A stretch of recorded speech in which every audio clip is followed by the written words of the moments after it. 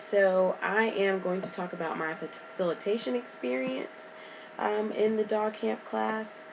And to start off, I think that one of the biggest ways that I demonstrated my capacity to lead was through that notion of when to step up and when to step back. I really kind of had to focus on that this semester. I was just so excited about being in the class and interacting with the campers that I just wanted to talk and tell them everything that I knew. Especially I'm in this senior mode where I feel like I want to impart wisdom as much as possible on first years that I encounter. So I really think that I found a nice balance between knowing when to step up and when to step back, when to offer an opinion or throw something in, and when to kind of just let the campers process what they were doing. And kind of related to that, but also bringing up a new idea with Allie as my co-facilitator. I definitely wanted to make sure I stepped back at times so that she would have the opportunity to practice her facilitation and to really lead the group, because I've had a lot of experience where I've gotten to facilitate, and this is one of her first times. So I really wanted to make sure that she learned as much as possible, and so I wanted to, in the same way, empower her to really have ownership in our group and feel like she was contributing. Because I know 2 years ago when I was a peer leader, sometimes I felt kind of overpowered by my co-facilitator, because they were a really fantastic facilitator, really engaging, and awesome, but I kind of felt like, I didn't really compare. They had lots of facilitation experience that I hadn't had. So I wanted to really make sure that Allie didn't feel like that, and empower her to really take control of our group and lead them really well, which I think that I did, and I really hope that she feels like she got that type of experience through the class. So those are two really big ways that I feel like I demonstrated my leadership capacity in the class. I also think that I'm a very relationship based and very relationship oriented person. And so that aspect has not been easy for me, but I kind of naturally, as like a motherly figure, want to hug people, ask people how their day has been, and so I made sure to make those individual connections with my campers, so they knew that that I cared and that I was there for them. And I also remember when I went through the dog camp class, not even really knowing the members that were on the executive board for my dog camp that well. And if I did, I know that I was super intimidated to talk to them or to ask them for advice or whatever. So I didn't want, them to feel that way, and I don't feel like they did. But I wanted to make sure that I was really open with them, show myself as a person that's flawed and that's still learning, even at senior year. I really wanted to be relatable to them, and I was a little bit worried about, oh, I'm a senior, their first years. What am I going to be able to tell them? Am I going to be able to relate to them? And so me just kind of being open and let them know that I didn't have it all figured out, I think really helped in creating that culture and that open environment in our learning circle. I think that going off of that, two of my biggest strengths. The first one is positivity. I really tried to be super positive throughout the entire experience. Look at everything as a learning experience, even if it seems negative. There's always something that you can take out of it, and I really wanted to bring the energy to our learning circle.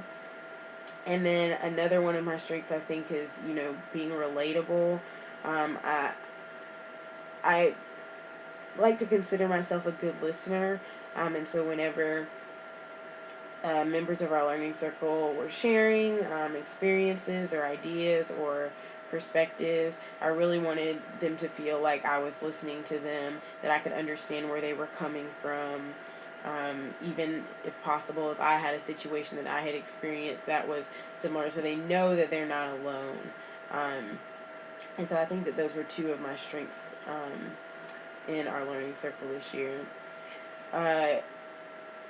Challenges, I think that one of my challenges was definitely timing. Every week it was just kind of,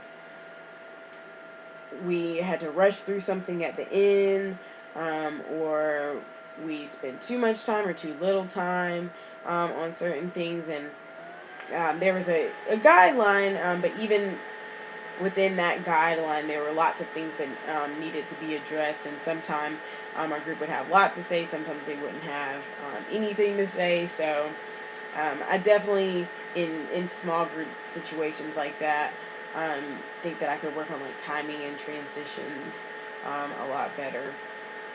And then the second thing I think is challenging the group, because I'm so relationship oriented, and I want people to be happy. I want people to feel like what they're saying is valid and true. I definitely didn't think a lot about challenging the group and being, well, did you think about this?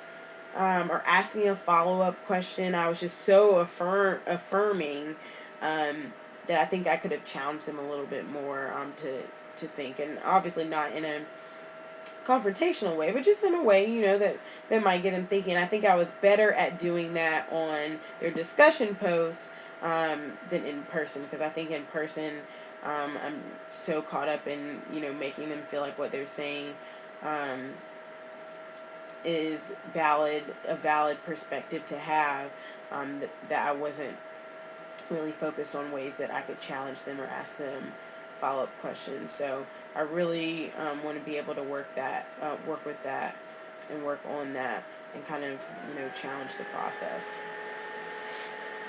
So I saw the quite a few things from the course really influence how I interacted with our small group.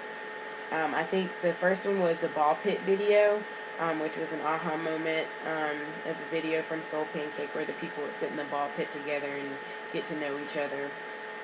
That really showed me that, everyone matters and everyone wants to feel special. And I think that in the ball pit, they kind of had the opportunity to interact with a stranger who, just wanted to know about their lives. And so that definitely directly influenced how I interacted with the campers. And I really wanted them to know that, like, we want you in this group. You're a valuable part of this group. You're a valuable part of the dog camp family. And you matter to me. So just in, talking to them before class or sending them a text during the week, I just wanted to make sure that, they felt like they matter to someone, because it can be really overwhelming coming to UGA and tons of people being around, and it can be easy to get lost. And then the ball pit video also taught me that there's always something new to learn, and about people around you, or just about anything in general. And this was my third time going through the dog camp class, and obviously it's changed since I went through it as a first year.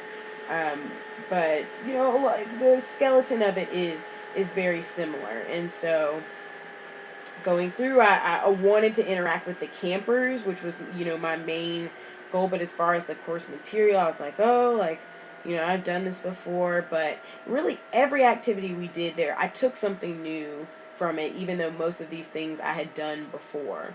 An example would be the Where I'm From poem. I've written about 5 of those, I think, but every time it's different.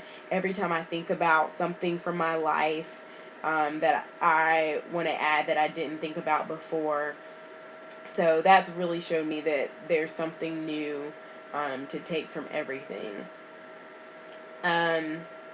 I think that the week where we talked about passion, that really kind of reignited. I knew, I know that dog camp is something that I'm passionate about and something that I love. But I think that that week in particular really made me be like, Melanie, your passion for dog camp is what should like give you your energy, especially on some of those Wednesday nights when I had a lot of stuff to do. I have a meeting right after the class, so I had to get ready for that. And so that passion for dog camp is what kept me motivated, kept me present in our meetings, kept me engaged in our large group discussions. So that kind of discussion on passion kind of re-energized me for all of the following classes. And then I think really the whole relational model can be applied to what I did as a peer leader in our small group. But most importantly, inclusivity, making sure that, like I said before, everyone's opinion is valid and validated, and they feel like our small group was an open place for them to share those opinions. And then empowerment. Like I mentioned in a previous video, I think it's really important to empower the younger students here at UGA to accomplish, the goals that that they have for themselves, and also just to create change on campus, which is again social change model. And so I really wanted to make sure that our small group felt empowered to go out on campus even after the class, and remember these things and do some awesome things on campus. So that's kind of how I've seen my facilitation experience change and be affected by the class this semester.